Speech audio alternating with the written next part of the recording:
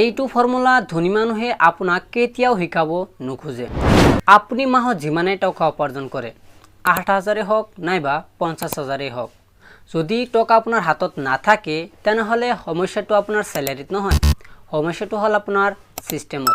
আজি মই আপোনালোকক দেখুৱাম এটা শক্তিশালী আৰু অতি সহজ মানি মেনেজমেন্ট ফৰ্মুলা। যদি আপুনি এইটো ফলো কৰে তেনেহলে আপুনি খৰচ কৰিব পাৰিব, এনজয় কৰিব পাৰিব, লগতে ফিউচাৰৰ কাৰণে আপুনি সেভ কৰিব পাৰিব।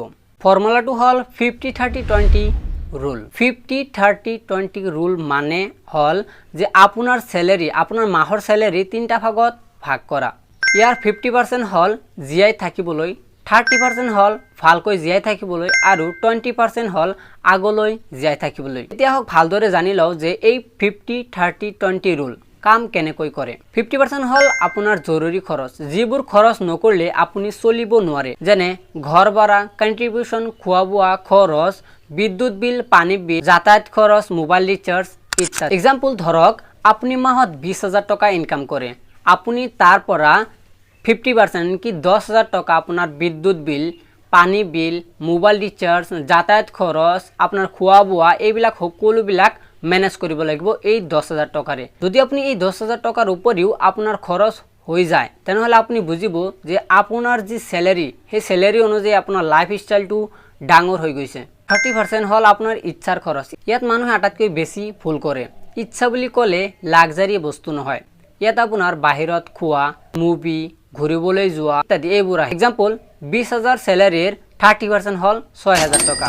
এই 6,000 টকা আপুনি গিল্ট নোহোৱাকৈ খৰচ কৰিব পাৰে, অৰ্থাৎ এই 6,000 টকা যেতিয়া আপুনি খৰচ কৰিব আপোনাৰ কোনো ধৰণৰ এনেকুৱা ৰাখিব নালাগে যে মই এই 6,000 টকা কিয় খৰচ কৰিলো, এনেকুৱা ধৰণৰ আপুনি কেতিয়াও গিল্ট ফিল নকৰিব, কাৰণ এইটো হল আপোনাৰ ইচ্ছাৰ খৰচ। কিন্তু আকৌ এই 6,000 টকা খৰচ কৰিবলৈ যায় আপুনি 10,000 টকা খৰচ কৰি নেপেলাব, তেনেহলে আপোনাৰ গিল্ট ফিল কৰিব লাগিব। 20% হল আপোনাৰ ফিউচাৰৰ কাৰণে। এই 20% হল আপোনাৰ যে ইমাৰ্জেন্সি ফিউচাৰত ল'ব লগা গাড়ী, ঘৰ ইত্যাদি।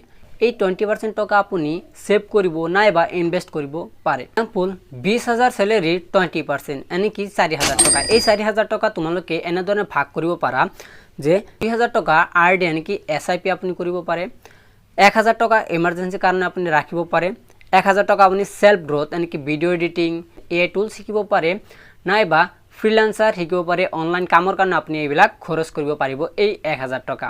এইটো লাক্সাৰি নহয়, এইটো হল সেলফ ইনভেস্টমেন্ট। এটা কোয়েশ্চন হ'ব পাৰে যে যদি স্যালাৰি কম হয় তেনেহলে কি কৰিম। চাওক, স্যালাৰি যদি কম হয় তেনেহলে আপুনি এইটো ফৰ্মুলালৈ যাব পাৰে 60-30-10।